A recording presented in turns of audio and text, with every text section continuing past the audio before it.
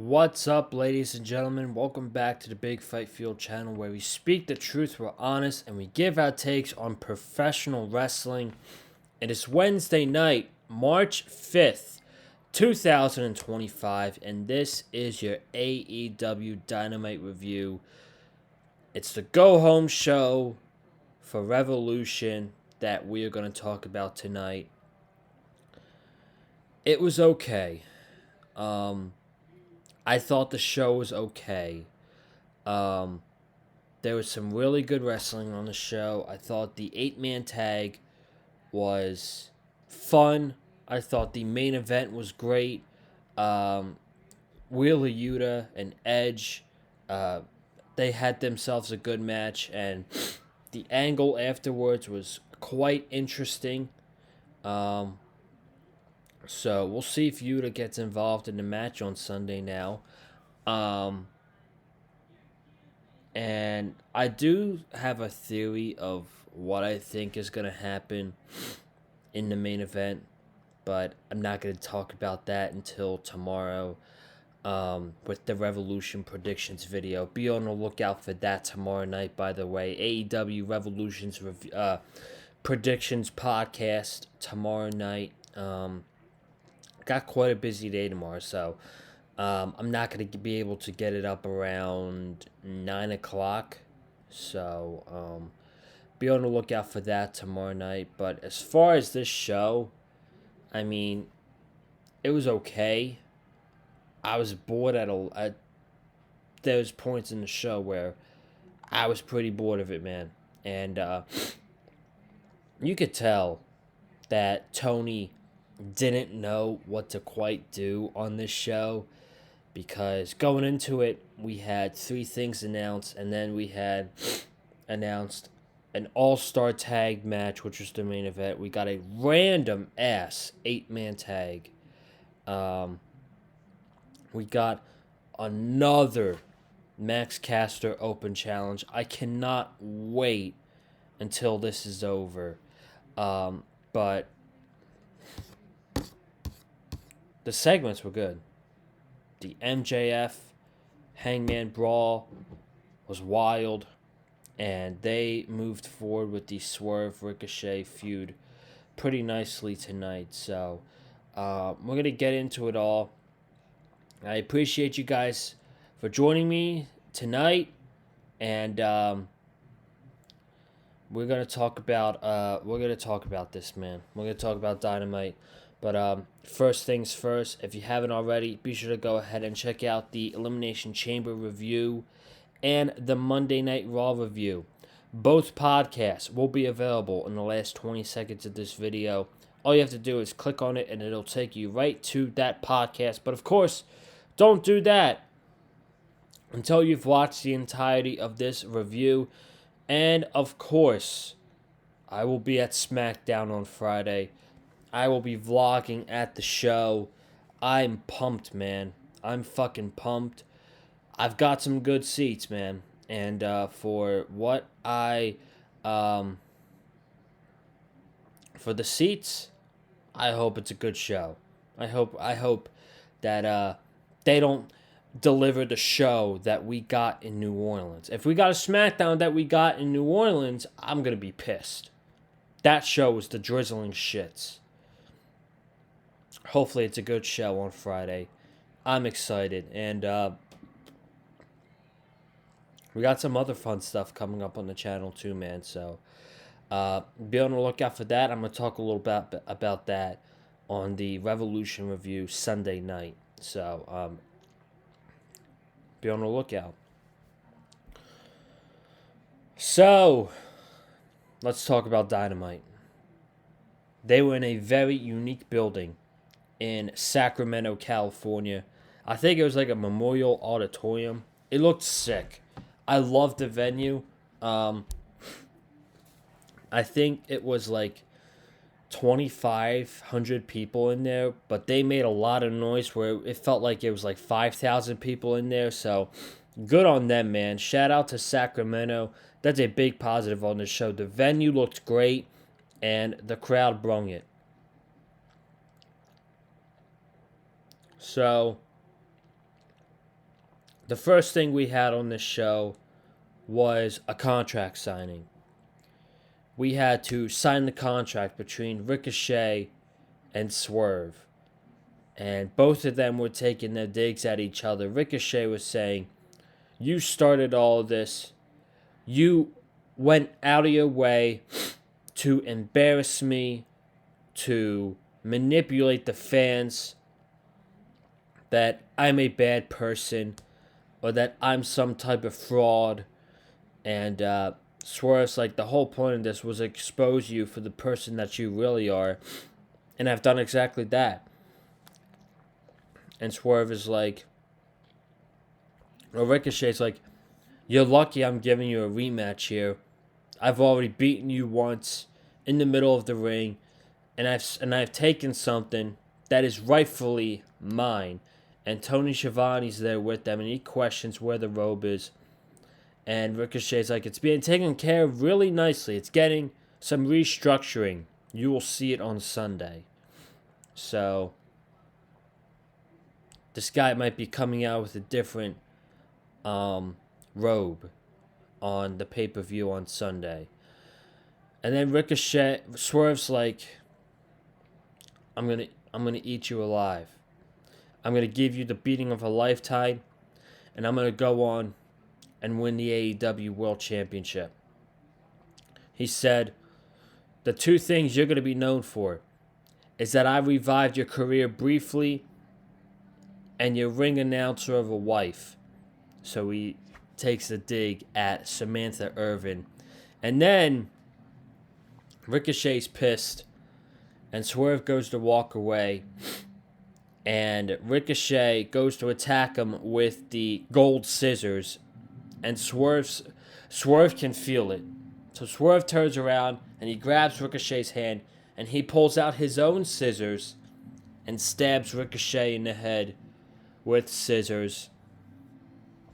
And Ricochet's bleeding a little bit. And that was the segment. So I thought that was a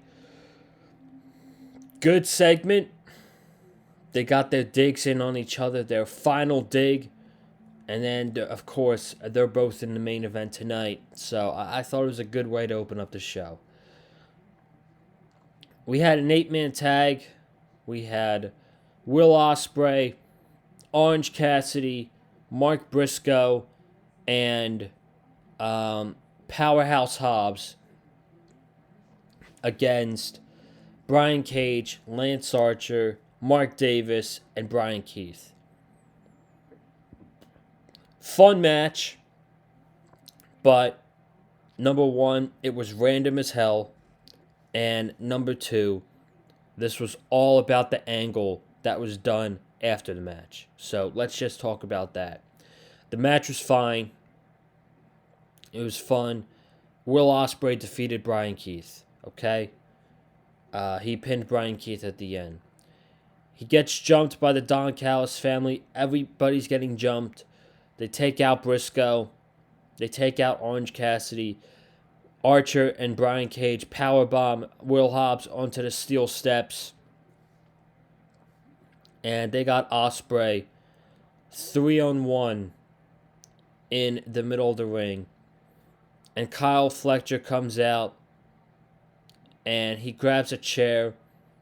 And he starts manipulating Mark Davis to hit Will Ospreay with the steel chair. And Mark Davis doesn't want to do it. And Fletcher pie faces him. And then Mark Davis gets real pissed. It seems like he's about to attack Fletcher. But he hits Will Ospreay with this steel chair over the back. And Davis walks away frustrated at himself. And then Kyle Fletcher plants the chair down like he's about to sit on it and hits a brain buster through the chair. Will Ospreay went split through the chair, and that looked absolutely brutal. That was a brutal spot. So that set up that Will Ospreay is now going into this match with some sort of neck pain And I'm sure he's going to have a whole bunch of tape on that neck at the pay-per-view. And I think this is the match I'm looking forward to most, ladies and gentlemen. Will Ospreay and Kyle Fletcher in that steel cage are going to absolutely kill it. I'm very excited. It's their big blow-off match to end the feud. Finally, we definitely need to get Will Ospreay and Kenny Omega away from the Don Callis family and get them on some new feuds with new faces. Get them away from these guys. Please. It's got to end on Sunday. It's got to end. So, Ospreay, he's now going into the pay-per-view banged up. We had Cope versus Wheeler Yuta. And they had a good match. Wheeler Yuta was going for the lariat when he goes beneath the bottom rope. And he comes back and Cope spears Wheeler Yuta and pins him. And then he picks up Wheeler Yuta after the match. And he goes, "This is what respect is." And he shakes the hand of Wheeler Yuta. And he walks away. And Moxley walks in the ring. And he's pissed at Wheeler Yuta. And he starts talking shit to him. And getting in his face. And he pie-faced Wheeler Yuta. And Wheeler Yuta's like, you know what? I've had enough of this shit. He walks away. Jon Moxley follows him. Wheeler Yuta hits the exit door and goes out that way. And Moxley cuts a promo saying, "Congratulations. You took out everybody. You've got it. You've got what you want. It's just going to be me and you. And when I'm alone, I'm the most dangerous person that I can be." So, spoiler alert, I don't think he's going to be alone. I actually think they're going to get a new member on Sunday. And that new member is going to help Jon Moxley in the match. So, I think, if anything, on this show told us that it is highly unlikely that Cope is going to walk away as the AEW World Champion. And it shouldn't be that way. Cope does not need to be the AEW World Heavyweight Champion. So, good stuff. I thought it was good. And they set up a potential Wheeler Yuta face turn once they eventually lose the trios titles. We had MJF in the parking lot still looking for Hangman Page. And Renee pulls up. And you see Hangman's truck zooming in on the arena. You got the big cowboy horns on the truck. And MJF starts running. Hangman goes to find him. And in the dark, he sees somebody. And he grabs him. And he... it's a guy wearing MJF's scarf.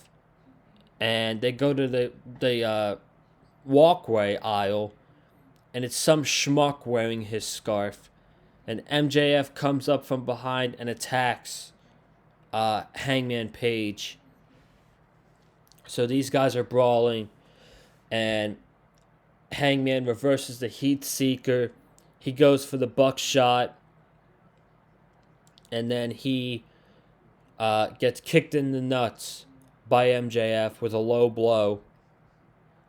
And then MJF clotheslines Hangman Page. Hits him with a Heat Seeker. Shows his t-shirt that said MJF did nothing wrong. He punches him in the face with the Dynamite diamond ring. And he says, You guys like when Hangman burns stuff down, do ya? He said, well, you're going to like what I'm about to do. And he takes a can of gasoline. He pours it onto Hangman Page. He's got a match. And there's about 20 security guards who come out there. And they get MJF. And he screams, I'm trying to prove my point. I'm trying to prove my point. And that was the segment. So it was fine.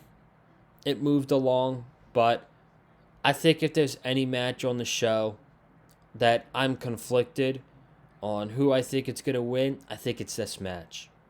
Because in hindsight, I think Hangman needs to win more than MJF does.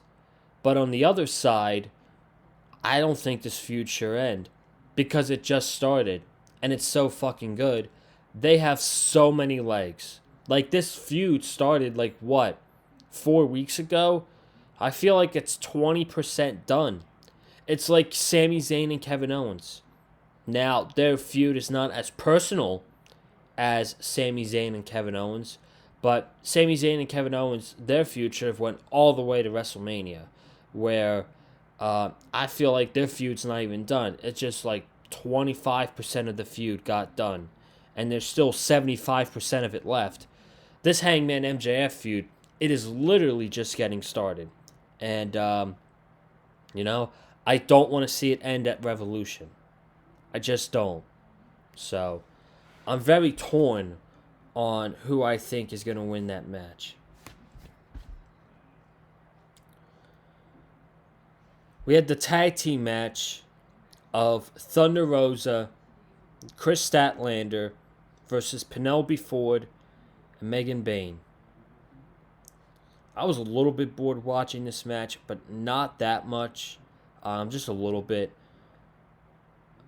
The whole point of this match clearly was to get Megan Bayne over. And this crowd was impressed by her, man. They were certainly impressed.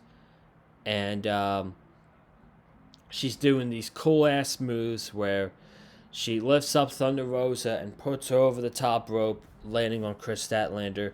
And she does the same thing to her tag team partner, Penelope Ford. So the crowd gave that a big ovation. And she looked very good in this match, man. She looked really good. She got the win. She pinned Thunder Rosa with the F5. They gave a name for it on commentary. I don't remember what it is. I'm just going to call it the F5. But I thought this was okay. But Megan Bayne got over in this match. So, good for her. But we still need a promo, damn it. We still need a promo. So. And then this might be my least exciting thing in AEW right now. Fucking Max Caster. Max Caster comes out and I roll my eyes. Obviously, breaking up Max Caster and Anthony Bowens was for the worse. Because Anthony Bowens is not on television. And Max Caster is a complete jobber now. He's got this corny-ass gimmick calling himself the best wrestler alive. He holds up the certificate trademark that says best wrestler alive on it. He comes out every week and loses in 3 minutes. This week, he lost in 12 seconds to Jay White. 12 seconds. So, Jay White's still talking about the Death Riders. So, I could see him playing a role in that match on Sunday night too. But, my God, this Max Caster stuff, it's so corny. And it's so cringe. We just need Anthony Bowens answering the challenge and get it over with. It needs to be done as soon as possible. I'm so sick of this, man.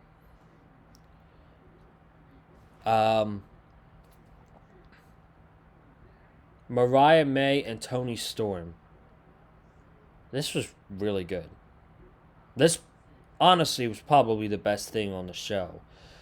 We have Mariah May unhinged, delusional, saying this is all your fault. You started all this. You see what happens? I don't want to do what I have done to my loved ones. You made me smack my mother in my home country. And Renee's like, you started all of this. What are you talking about? So, Renee was great in this thing. She's like, we're going to go down in this Hollywood ending. If I'm going to die, you're going to die with me. And she's like, Toni Storm's like, nope. I'm not going to give you the time and dignity to let you die. You will continue to live a good life. I will live a great life. You will have a good career. I will have a marvelous career. She says, when this is all said and done, many years people will be talking about Mariah May and how good she was. But they won't remember you. And the reason they won't remember you is because you found out what happened when you messed with timeless Toni Storm. So, realistically, Mariah May has been linked up with Toni Storm ever since she got to AEW. And it's been a storyline that's been going on for nearly 16 months. And it's going to end on Sunday. And their Hollywood ending, they clarified it on Collision. It's basically a Falls Count Anywhere match. No holds barred, no disqualification. The title's the Hollywood ending, but it's a Falls Count Anywhere match. So, they're going to absolutely beat the shit out of each other, and that should be an awesome match too. And then the main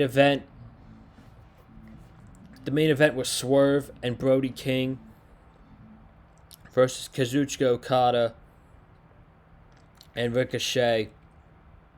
And they had a really good match. I just didn't care about this at all.